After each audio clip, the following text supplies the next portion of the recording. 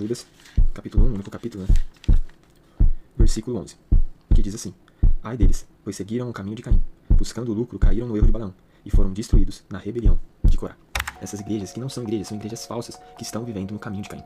Por quê? Porque essas igrejas, elas estão matando aqueles que denunciam o seu pecado. Então, por exemplo, você vai numa comunidade, onde nessa comunidade o pastor, a autoridade, o líder, diz pra você que você não pode ir em outras igrejas, que você não pode ouvir pregações de outros pregadores que não seja do seu ministério, que você não pode ouvir músicas que não seja do seu ministério, que você não pode ler livros de pessoas de outras igrejas com linhas teológicas diferentes daqui o ministério que você frequenta. São pessoas que não querem que você consuma outros conteúdos que não sejam do seu próprio ministério. E por que isso? Porque provavelmente essas pessoas, esses livros, essas pregações vão denunciar o pecado da igreja que você está. Então, essas igrejas que tomam o caminho de Caim estão apenas matando aqueles que denunciam o seu pecado, e não apenas os de fora.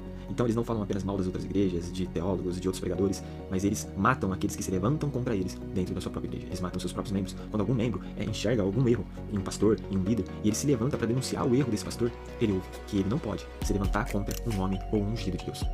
Isso está totalmente errado. Por quê? Porque quem peca, seja o pastor, seja um líder, ele precisa arcar com as consequências de seu pecado. Se é um pecado, ele precisa se afastar do seu cargo, ter o seu ministério restaurado. Dependendo da gravidade do seu pecado, ele não pode nunca mais exercer o seu ministério, exercer aquele cargo. E dependendo do pecado, se for um crime, ele deve ser denunciado para as autoridades e deve pagar, ser preso pelo crime que ele cometeu.